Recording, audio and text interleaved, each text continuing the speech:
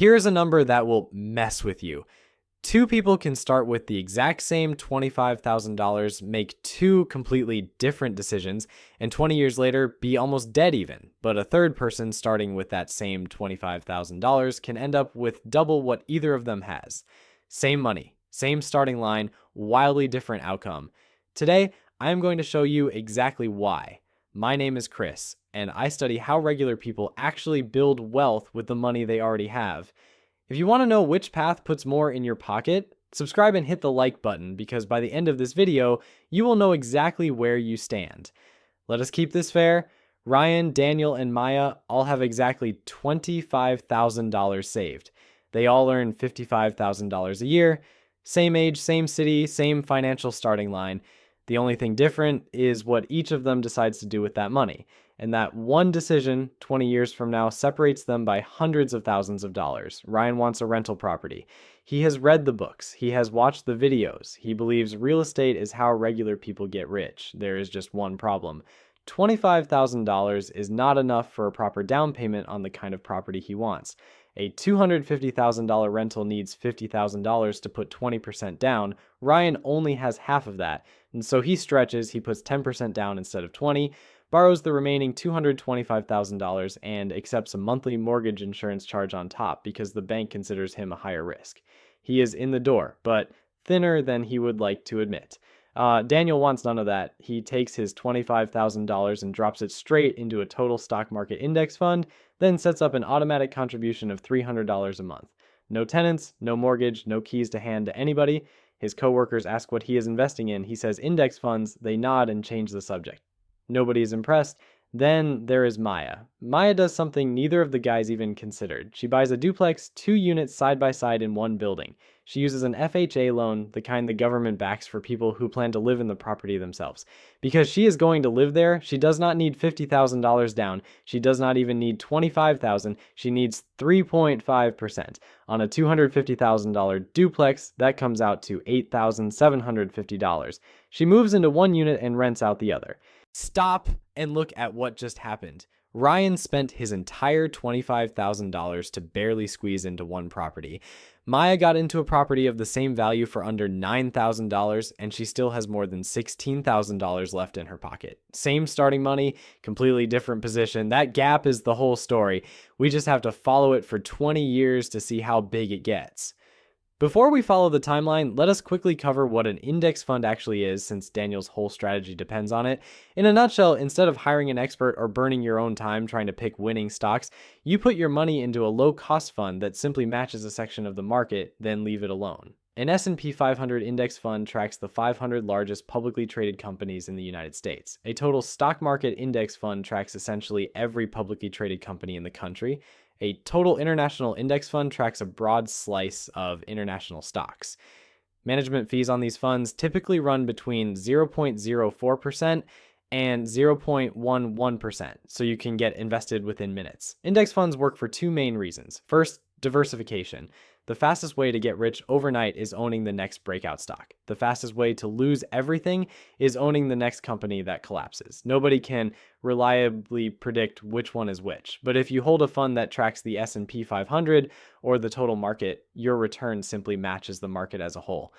Second, low cost. Actively managed funds often charge between 1% and 2% in annual fees. On a $100,000 portfolio, that is $1,000 to $2,000 every single year just to pay a manager. Index funds like Vanguard's Total Stock Market Fund and S&P 500 fund charge around 0.04%, which comes out to about $40 a year on that same $100,000 portfolio. Over 10 to 20 years of compounding, that fee gap alone can be worth hundreds of thousands of dollars. Now back to our three investors. For the first few years, Ryan is living the landlord dream, or at least the version that shows up in photos. Rent checks hit his account.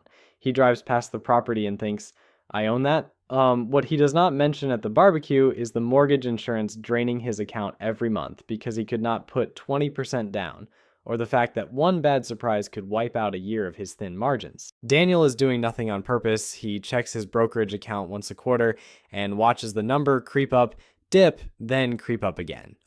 Year one, his $25,000 plus contributions grows to about $35,000. By year three, he is sitting around $46,000. It does not feel like much is happening.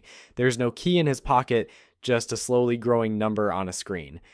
Maya is doing something nobody around her fully understands yet. Her tenant pays about $1,400 a month in rent. Her total housing cost, loan, taxes, and insurance combined runs about $1,800. The tenant covers almost all of her housing costs, and Maya pays only a few $100s a month to live in a home she owns. Compare that to Daniel, who pays around $1,300 a month in rent to a landlord and will never see a cent of it again. Maya has freed up roughly $800 a month that used to go to rent, and she takes that freed up money plus the leftover $16,000 and puts it straight into the same index fund Daniel is using. That is the entire point. Maya is not choosing between real estate and the stock market. Her real estate is paying for her stock market. One investment is feeding the other. By year three, her duplex equity is around $40,000 and her index fund is already worth close to $37,000. Added up, and she is sitting at roughly $76,000 in net worth. Ryan is at about $60,000 in equity. Daniel is at $46,000, same $25,000 3 years ago. Maya is already ahead, and the curve is just getting started. Now, before anyone rushes out to buy a duplex, let us talk about everything the rent check does not tell you, because this is exactly where Ryan runs into trouble. The rent check is the number everyone brags about. Nobody mentions everything that comes out of it first: vacancy. The average rental sits empty about 1 month a year, which is a full mortgage payment with zero income to cover it. Maintenance and repairs typically run 1 to 2% of the property's value every year. On a $250,000 property, that is $2,500 to $5,000 annually. Some years, it is a $200 faucet. Other years, it is a $7,000 furnace in the middle of summer that cannot wait. Capital expenses are guaranteed future costs that hit in chunks. Roofs last 20 to 25 years. Furnaces last 15 to 20 years.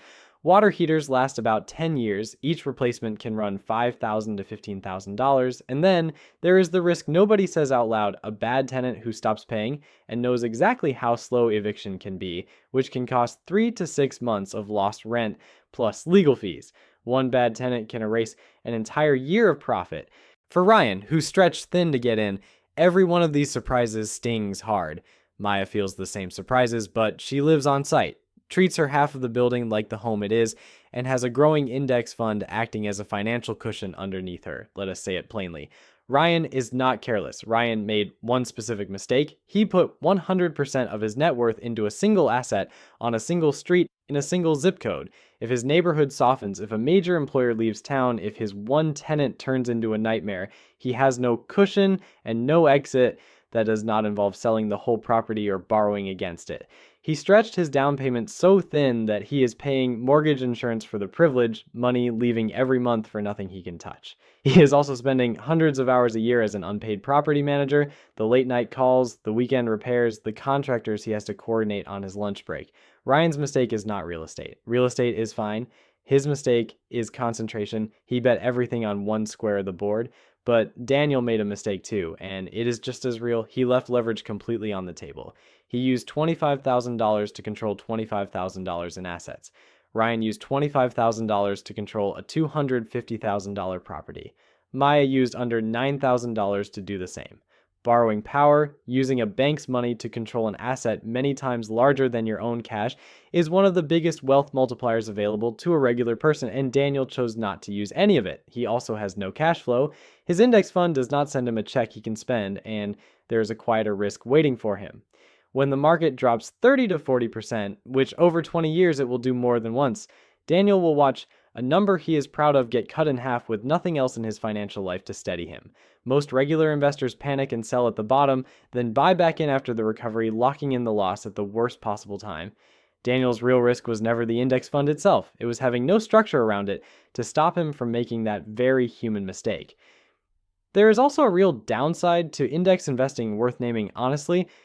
You are entirely at the mercy of overall market trends, with no control over which sectors or companies make up your return. At the start of 2020, the stock market dropped close to 10% in a matter of days on coronavirus fears, and anyone fully invested in index funds felt that drop directly. And because index funds simply track the market, your return is capped there too. If the S&P 500 returns 8% for the year, your fund returns roughly 8%, nothing more. Above average returns require taking on more risk elsewhere. By year 5, Ryan is deep in the reality of being a landlord. He is on his second tenant, has replaced a roof, dealt with a plumbing emergency, and absorbed a month of vacancy. His actual cash-on-cash return after every real expense sits in the low single digits, nowhere near the 15 to 20% he bragged about to friends. By year 10, his property is worth around $353,000. His mortgage balance is down to about $193,000, putting his equity at roughly $160,000. Real progress earned with his hands and his weekends.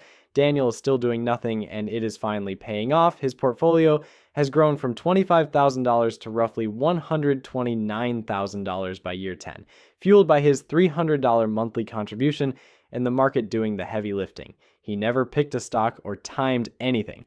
The gains on his gains are now bigger than his contributions. Maya is absorbing the same real-world costs as Ryan because she owns real estate too.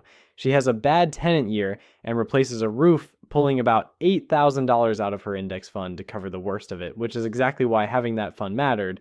Her average contribution drops closer to $450 a month after vacancy and repairs take their cut. By year 10, her duplex equity is around $142,000, slightly behind Ryan's because her FHA loan started a little bigger, and her index fund, even after the emergency withdrawal, sits at about $116,000. Combined, Maya is at roughly $258,000. Ryan is at $160,000.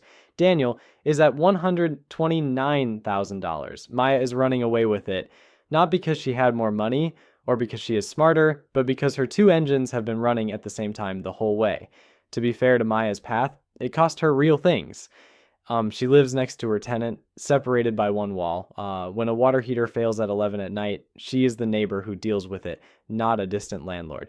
Her FHA loan also carries mortgage insurance that does not fall off automatically the way it would on a conventional loan, so that cost stays unless she refinances later. And house hacking simply is not available to everyone. If you have a large family or your city has no affordable duplexes, this strategy gets much harder. Maya paid for her head start in privacy, in free time, and in years of being on call. Now let us jump to year 20, where the story fully separates. Ryan's property is worth around $497,000. His mortgage is down to roughly $129,000, putting his equity at about $369,000 after 2 decades of rent checks, taxes, insurance, repairs, vacancies, mortgage insurance, and at least one major renovation. Daniel, having done nothing the entire time, has a portfolio worth about $411,000. His original $25,000 and steady $300 a month turned into more than $400,000, with over $300,000 of that being pure compounding he never lifted a finger for. Here is the part worth sitting with. Ryan and Daniel, the all-in landlord and the all-in index investor, end up in basically the same place, $369,000 versus $411,000. Close enough to call a tie after 20 years of completely opposite strategies. And then there is Maya. Her duplex equity is around $357,000, just under Ryan's because of her bigger starting loan.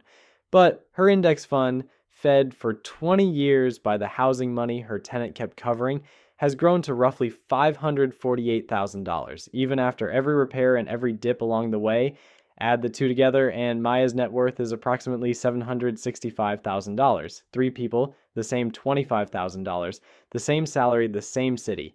20 years later, 2 of them have around $400,000 and one of them has $750,000. Maya roughly doubled what the other 2 managed with the identical starting money. The only thing she did differently was refuse to choose. She made her real estate pay for her stocks and let both compound at the same time. One honest note on these numbers, the 10% return used for the stock market is the long-run historical average before inflation. In real purchasing power terms, the market has returned closer to 7% after inflation. Every figure here is measured the same way, so the comparison stays fair, even if the headline numbers look bigger than today's dollars will feel a couple decades from now. To ground all of this in a real example, rather than just a model, I want to share my own numbers. About 9 years ago, I put $50,000 into a total stock market index fund, and around the same time, I put a $50,000 down payment into a rental property. The index fund has grown at close to 8.5% annually since then, turning into roughly $100,000 today, a gain of about $50,000. The rental property has generated about $27,000 in combined net rental income and mortgage paydown over that same stretch, plus an unexpected jump in appreciation worth well over $150,000. On the surface, real estate crushed index investing in my case, but that appreciation was never something I could have predicted or planned for. Strip it out, and the rental income plus debt paydown alone is actually slightly behind the index fund's growth. The lesson is the same one Ryan, Daniel, and Maya teach us. Real estate's biggest wins often come from appreciation you cannot control, while index funds give you a steady, predictable, low-effort baseline. So who should do what?